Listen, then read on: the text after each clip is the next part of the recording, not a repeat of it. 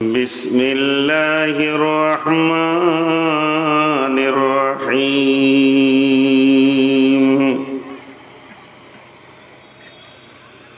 مثلهم كمثل الذي استوقد نارا فلما أضاءت ما حوله ذهب الله بنورهم وتركهم في ظلمات لا يبصرون ثم بكم عمي فهم لا يرجعون بسم الله الرحمن الرحيم ختم الله على قلوبهم وعلى سمعهم وعلى أبصارهم غشاوة ولهم عذاب عظيم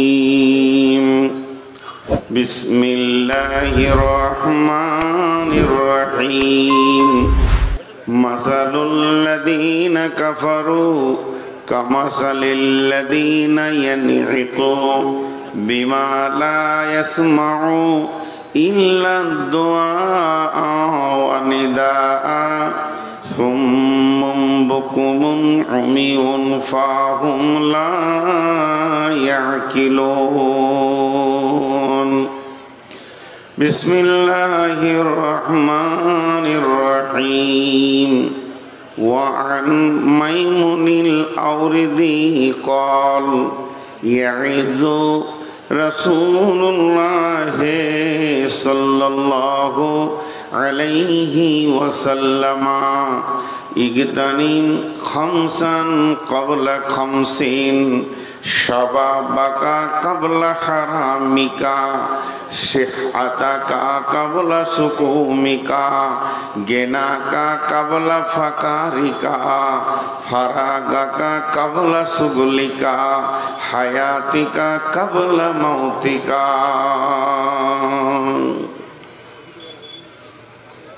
শ্রদ্ধেয় সুযোগ্য আজকের সভার সভাপতি, উপস্থিত সুপ্রিয় অতিথিবৃন্দ, আলেম ওলামাবৃন্দ, সামনে আমার দিনদার ইমানদার মমিন ভাই সকল, পর্দা থেকে সুন্নেওয়ালি মোমেনা মা ও বোনেরা, প্রশংসা গণগান গণকীর্তন সবকিছুর মালিক আল্লাহ। হায়াত মওত রুজি সব তাঁর হাতে, যিনি আমাদের মাবুদ। সেই মহান মুনিব আজকে 22শে নভেম্বর 2024 সালের শুক্রবার দিবাগত রাত্রিতে উত্তর দিনাজপুর করমদিঘি এলাকার কেশবপুর মাদ্রাসায় দিবাগত রাত্রি আয়োজিত মাহফিল আমাদেরকে আল্লাহ হাজির করেছেন। বিধায় আমরা সেই মুনিবের দরবারে একবার প্রাণ খুলে শুকরিয়া করি, আলহামদুলিল্লাহ। সকলে যদি আলহামদুটা বলতাম তা অনেক ভালো হতো এবং আল্লাহ খুশি হতেন। আমার মন বলছে সবাই আমরা বলতে পারিনি, তার মানে আমরা কতটা পেছন দিকে হেঁটে চলে গেছি। আমরা একবার মহব্বতের সঙ্গে শুকরিয়া করি, আলহামদুলিল্লাহ। দরুদ ও সালাম বর্ষিত হোক শেষ নবী নবিকুল শিরোমণি নবী মুহাম্মদুর রাসূলুল্লাহ সাল্লাল্লাহু আলাইহি সাল্লামের উপর। আল্লাহুম্মা আমিন, আল্লাহুম্মা সাল্লি আলাইহি, আল্লাহুম্মা বারিক আলাইহি। মহতারাম ভাইও, আজিজ ও বুজুর্গ দোস্ত, আমি আপনাদের সামনে গ্রন্থ মুকুট আল কোরআন থেকে বেশ কয়েকটি আয়াত তেলাওয়াত করেছি, যেগুলোকে সামনে রেখে হাদিসে নববী থেকে একটা হাদিস পড়েছি। এইগুলি কি সামনে রেখে কয়েকটি কথা বলে সমাপনী দিব বলে নিয়ত করেছি, যদি আমার মাবুদ আমাকে তৌফিক দেন তো। ওমা তৌফিকি ইল্লা বিল্লাহি আলাইহি তাওয়াক্কালতু ওয়া ইলাইহি উনীব। আমি আমার বক্তব্য শুরু করার আগে ছোট ছোট দুটি কাজ করে নিই। মা বোনদেরকে বলবো, আপনারা যে অবস্থায় আছেন, আজকে খুব ভালো লাগলো। উত্তর দিনাজপুরে এইভাবে পর্দা করে মেয়েদেরকে রাখে খুব কমই দেখতে পাই, তা আজ প্রথম দেখলাম, খুব সুন্দর সিস্টেম। অতএব আপনাদের দুটো কাজ প্রজেক্টের মাধ্যম দিয়ে আপনারা দেখেন এবং কান খোলা রাখেন।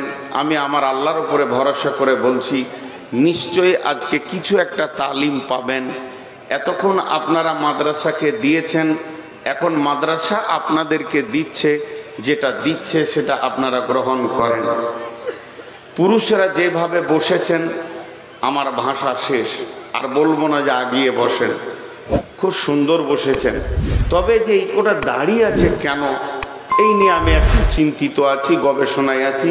যারা মানুষ না জঙ্গল থেকে এসেছে, যে এই মহফিলে কি করা দরকার, যেখানে কয়েকশো লোক বসে আছে সেখানে ও নিজে দাঁড়িয়ে আছে, তার মানে ওর মগজ এই মুহূর্তে কি কাজ করছে আমি খুঁজে পাচ্ছি না। ওর তো একটা দিমাগ আছে, একটা তো ক্ষমতা আছে বোঝা, সেই মগজটা কি বলছে এখন, যে তুই দাঁড়িয়ে থাক। অতএব যারা দাঁড়িয়ে আছেন আল্লাহর রাস্তায় বসে যান। আমরা সকলে একবার বলি আলহামদুলিল্লাহ। এখন আমি আপনাদের সামনে যে বায়ানটা ধরেছি সেটাকে নিয়ে আগিয়ে যাচ্ছি। ক্যান্সার নামে একটা রোগ এখনো আছে, কিন্তু ওটাকে মরণ রোগ বলা হয়েছিল একটু আগে। আপনি মাঝে চেয়ার নিয়ে কেন?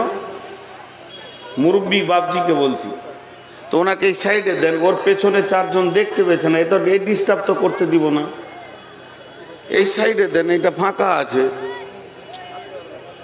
তাহলে ওকে এই কাছে করে দেন।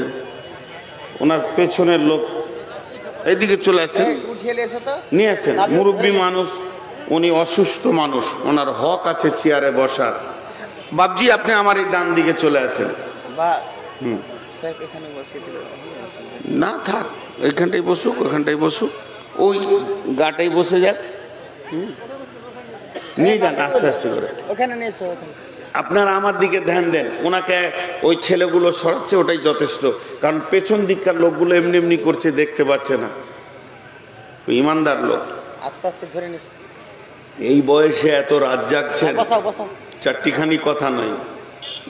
এরকম বয়সে আপনি আমি রাত জাগতে পারবো না। নিয়ে যান, ধরে নিয়ে যাও, ধরে নিয়ে যাও। আহা, আল্লাহ ওনাকে সুস্থতা দান করুন, আল্লাহ আমিন। হ্যাঁ, ক্যান্সার।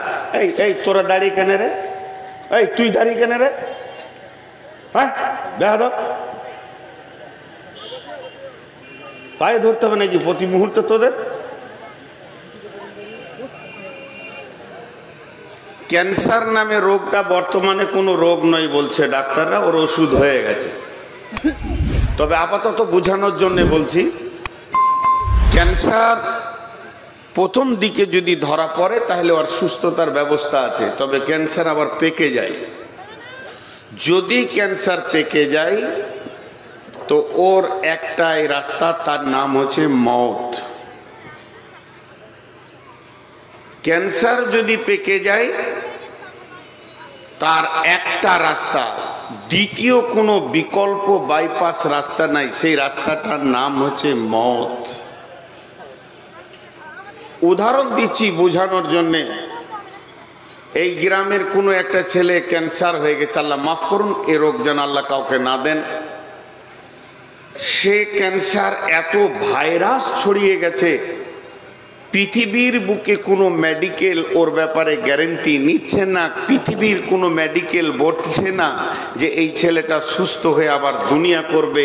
বরং ডাক্তাররা ওর ব্যাপারে এতটাই কনফার্ম, কেউ বলছে 2 মাস, কেউ বলছে 1 মাস, হয়তো বা 1.5 মাস, এর থেকে বেশি আর টিকবে না। আমার এই উদাহরণগুলো মন দিয়ে শুনবেন। এই কথাটা কে জানে? রুগী জানে না, ওকে শোনানো হচ্ছে তোমার একটু পেটে ঘা হয়েছে, ডাক্তার বলেছে 6 মাসের মধ্যে আস্তে আস্তে ঠিক হয়ে যাবে। কিন্তু ডাক্তার ওটা বলেনি, ডাক্তার বলেছে 1.5 মাস খুব বেশি, হার্ডলি 2 মাস, তারপরে কবরে যাবে। ভালো হবে মানে মোটেই ভালো হয়ে যাবে, এটা ওকে শোনানো হয়নি। কিন্তু ও একা বাদ দিয়ে ওর ছেলে, ওর মেয়ে, ওর বৌমা, ওর জামাই, ওর নাতি, ওর পোতা, ওর আব্বা, ওর মা, ভাই, বোন, ভাবি, দোলা ভাই, শ্বশুর বাড়িতে শ্বশুর, শাশুড়ি আর শালা শালি, টোটাল আত্মীয় জেনে নিয়েছে ও মওতের রাস্তায় চেপে আছে, মওতের গাড়িতে চেপে আছে, এখন গেটে পৌঁছাতে যতক্ষণ, সবাই জেনে নিয়েছে। ওই গ্রাম থেকে একটা ফোন গেলি, কিরে আব্দুল জব্বার মারা গেল নাকি, আঁতকে উঠছে আত্মীয়রা।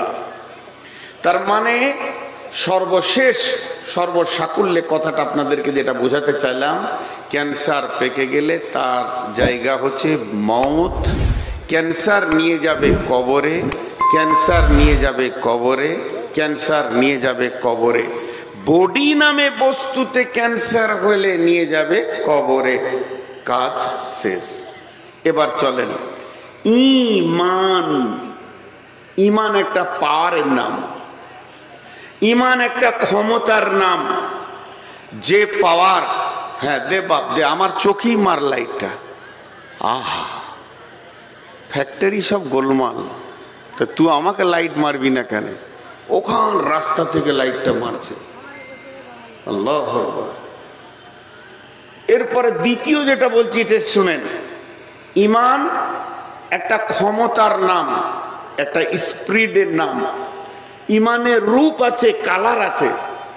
ঈমানকে দেখানো যাবে আপনাদেরকে, কিন্তু তারপরও শর্টে একটা কথা বলছি, ঈমান এমন একটা ক্ষমতা যে আপনাকে মসজিদে ঢোকায়, যে আপনাকে রোজা রাখায়, যে আপনাকে হজ করায়, যে আপনাকে যাকাত দেওয়ায়, যে আপনাকে দান করাবে, যে স্পিরিট, যে ক্ষমতা আজকে আপনাদেরকে এই সামান্য খড়ের ওপরে বসিয়ে রেখেছে, এর নাম ঈমান। আজকে আমরা এমন একটা মানুষ, ভালো বিছানা ঘরে পড়ে আছে, গদি পড়ে আছে, ফ্যান আছে, মশারি আছে, সবগুলোকে ত্যাগ করে দিয়ে এই খড়ের ওপরে বসে আছি। এখানে যিনি বসিয়ে রেখেছেন, এটা মাদ্রাসা কমিটি নয়, এটা নূর মোহাম্মদ নয়, এটা ঈমান আপনাকে বসিয়ে রেখেছে।